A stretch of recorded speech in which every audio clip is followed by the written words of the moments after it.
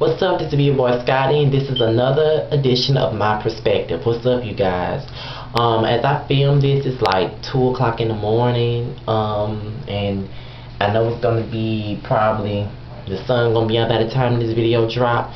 And I know I've been slacking with the videos this week. It's been a lot going on for me this week, so you know my wise video is probably whack as fuck because it's so damn late. But you know it is what it is, though.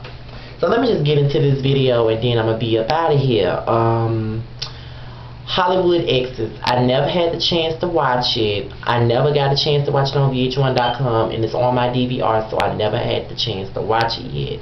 So what I'm going to try to do is, because I'm trying to get better with these videos, for my mob wives, because see, the BET Awards is coming on Sunday.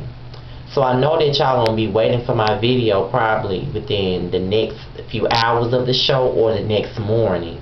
So it depends on how I'm gonna do that, because I know the BET Awards video has to have its own video, and then Mob Wise and then Love and Hip Hop. Is just so much going on with my channel with these reality shows. So I gotta find a way to make it stick, but we'll see. First of all, let me start off with this whole K Michelle drama, and I'm gonna start it off with K Michelle versus MempHITZ.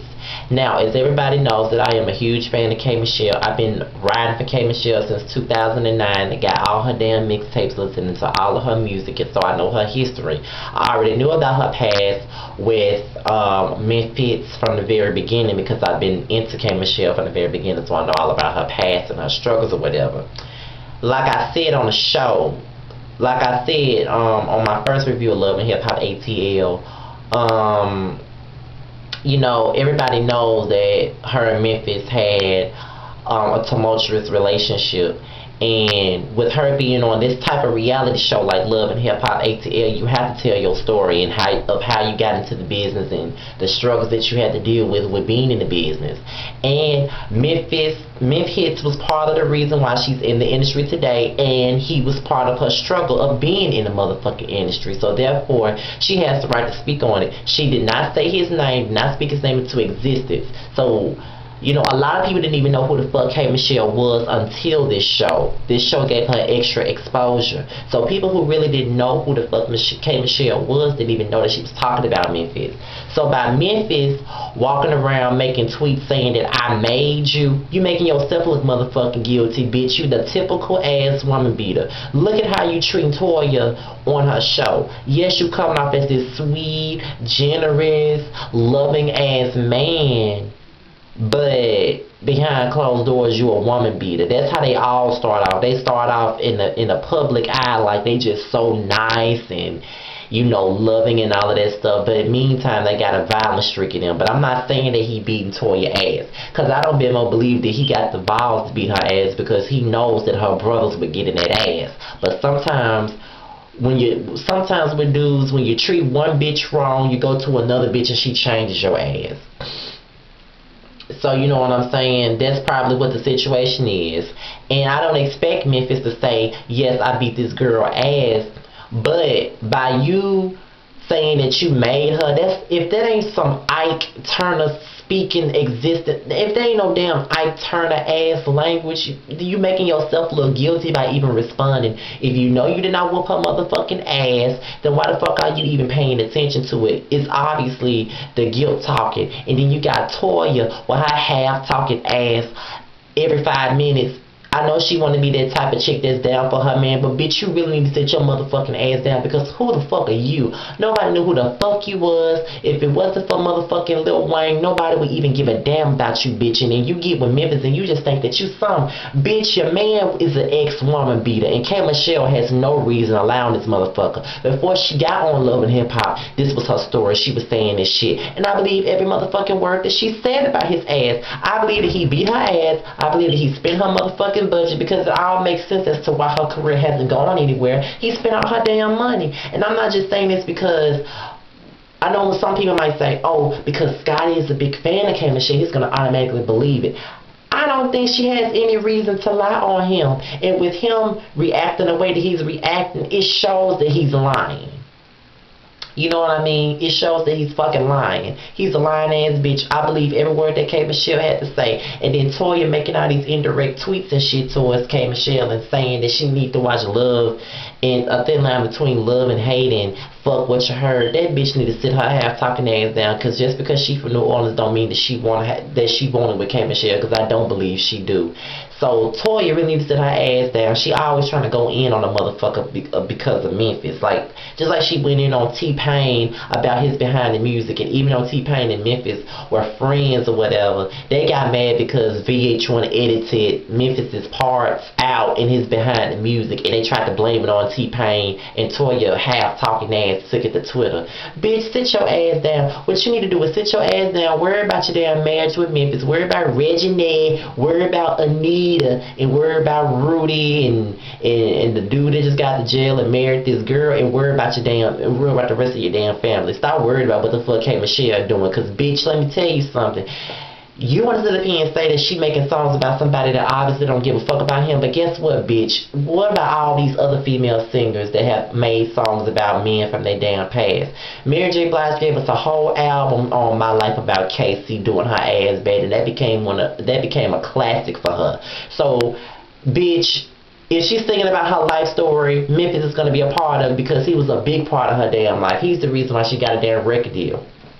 And he put her through a lot of shit. So therefore, a lot of good music is going to come from it. So bitch, you really need to get over it. And let me tell you something, Toya. You ain't never been shit. The only reason why people even remotely liked your motherfucking ass is because you was pretty. That's why folks liked you. Because when you was on Tiny and Toya, nobody was watching for you, bitch. We was watching for Toya. We was never checking for you. We already knew who the fuck Tiny was. Because see, Tiny didn't have to be known as T.I.'s baby mama.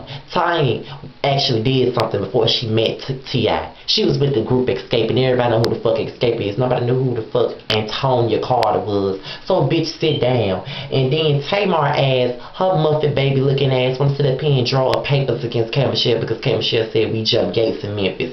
Well, let me tell you something. Tamar is really getting on my nerves because she always want to throw shade, and she think that she can say anything she fucking want to say, and you can't do that. When K. Michelle was on Love and Hip Hop, you want to be the friend to Toya and tweet her and say, let this girl sell her fairy tale because she lying and all of this shit. They don't have nothing to do with you, bitch. You don't know what the fuck went on between K. Michelle and Memphis. Nobody really does. All we got is opinions. You don't know what the fuck went on. So why the fuck is you sitting up here running your mouth about some shit that you know nothing about, bitch? And then you want to draw up papers and shit? Bitch, you said what you said first, and she retaliated. And that's what you have to deal with, bitch. You got all this mouth, you can't back it up. You always in the middle of some shit. You always talking shit about people all the time. Just like you came for Jill Scott when Mary came on. She said it was finally a good representation. What the fuck made you think she was talking about the Breakfast Family Values? She could have easily been talking about Love and Hip Hop. She could have easily been talking about Basketball Wives. She could have easily been talking about Real Housewives of Atlanta. I mean, she could have been talking about any one of those shows. What the fuck made you think that she was talking about Breakfast Family Values? And then all the shade that she threw at Mary, ever since that show came out, you was throwing shade at them, saying that, oh, Thursdays is just not the same without the Braxtons. Bitch, shut the fuck up. All you ever do is sit your ass up on Twitter and throw motherfucking shade. Bitch, what you need to do is worry about why you look like a bleach face ass LaToya Jackson, and worry about putting your motherfucking album out. Cause you ain't had one since 2000. And then and you in the same boat as K. Michelle. So you really need to sit your motherfucking ass down, bitch. Seriously. Sick of Muppet Mar. Always running her mouth. Then, while we talking about Memphis, he is the executive producer of some damn ratchet ass show that he been shopping around called The Real Mistresses of ATL. One of my fans wrote me on Twitter and told me to talk about it. It ain't really much I can really say about it because I've been hearing about the trailer and I didn't even watch it. Simply because, as much as I love ratchet shit, this is taking ratchet to a whole new level. I don't know who in the hell is going to pick up a show centered around a bunch of mistresses. I don't know who's going to pick it up. I don't even see BET picking this shit up. Like, honestly, I don't see even TV One. I I don't see any of these motherfuckers picking up no trash like that, honestly, and I ain't watching it. I watch enough trash with Basketball Wives, Love and Hip Hop, and Bad Girls Club. That's enough trash for me to be watching. But that's some shit I ain't watching. I ain't even look at the trailer. Everybody been telling me, Scotty, you need to look at the trailer. You need to, child, I ain't looking at that shit. Why? Because it's a mess. I already know that that's a mess. Even if they do pick it up, I'm not gonna boycott against the damn show, because let them make their money. Just like motherfuckers want to boycott against Basketball Wives and Love and Hip Hop, ATL and shit. I ain't into all that boycotting shit. If these motherfuckers want to put the show on the air, they gonna put it up there. But that don't mean I got to watch it, and that don't mean I got to stop the next bitch from watching it. You feel what I'm saying? So I ain't even looked at the trailer, and don't think I am gonna look at it, because that's just taking ratchetness to a whole new level. Tonight, VH1's top 40 greatest songs of the 90s list came out, and I was kind of disappointed with the list, because there's some songs that did not make the list that should have been on there, that, you know what I'm saying, but it's some songs that I was glad that was recognized. Like, I was glad that Aaron Hall's I Miss You was recognized. That was one of the best songs of the 90s. I was happy to see Genuine being recognized from Pony. That's one of the most memorable songs of the 90s. I was happy to see that TLC was, you know, recognized for No Scrubs and Waterfalls. I was happy to see that Mary J. Blige was recognized for Real Love and you know, Not Gonna Cry. Those are her most memorable songs in the 90s. Whitney Houston was remembered for I Will Always Love You and I'm Every Woman. But there were some songs that I'm kind of surprised about. For SWV, how are you going to have SWV on a list for the top 40 greatest songs of the 90s and not include Weak, but yet you include I'm So Into You? I don't understand it. How you gonna have a top 40 song? How you gonna have a top 40 list of the greatest songs of the 90s but not include not one song from Toni Braxton? How are you gonna have a list like that?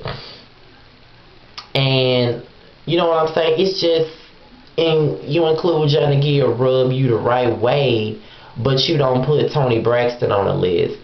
It's just a lot of shit that was on here that I really don't agree with, honestly. A lot of people didn't agree with Are You There Somebody being on the list, and that was one of the biggest songs of the 90s, but I personally would have preferred One in a Million being on the list before Are You There Somebody. Even though Are You There Somebody is my favorite song by Leah, I would have personally preferred One in a Million, because that's the song that really put her out there to the public.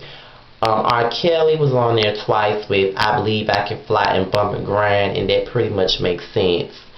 Montel Jordan, This Is How We Do It, made perfect sense. That was the party song of the 90s. Mariah Carey was on there with One Sweet Day and Fantasy, pretty much made sense. Let's see. I'm trying to think off the top of my head. Boyz II Men's End of the Road was on there. They were actually on there twice with End of the Road in Motown, Philly. But this is what I'm saying. You got Johnny Gill, Rub You the Right Way, but don't have If I Ever Fall in Love by Shy. That's one of the most memorable songs of the 90s. I would have preferred you put that or Knocking the Boots on there before you put Rub You the Right Way. I'm just saying. Belle Biv DeVoe, Poison. As much as I agree with that song being in the top 10, I don't see how that's number one. I would have honestly put I Will Always Love You as number one. Not because Whitney has passed, but that deserves to be number one before Poison. You know what I mean? I was surprised to see that Jade, Don't Walk Away, be recognized. Blackstreet, No Diggity was on the list as well. It's some guy's song called Do Me Right or something. That was never my favorite song from Guy, so they could have put H-Town's Knocking the Boots in that place. Now, what I was really happy about was Silk being recognized for Freak Me. That's one of the most memorable songs of the 90s. But another thing that ticked me off, I'm glad they had Keith Sweat on the list, because you can't have a list about the 90s without including Keith Sweat. But how the fuck you gonna have Twisted on the list but not have nobody on the list? Don't understand it. This list, but I think that it's safe to say that the 90s was the shit, so it was hard to come up with 40 songs, They would have been better off if they had 80 or 100, as far as I'm concerned, because there's a lot of good songs that was left off this list. Honestly, really. But if you ain't trying to know how to do black people right, I could have made them a list better than that. Before I go, there's 3 singles that's about to be released. Alicia Keys' new song New Day was released tonight, well, this evening, and it's okay. It's not a song that makes me want to go out and buy her album.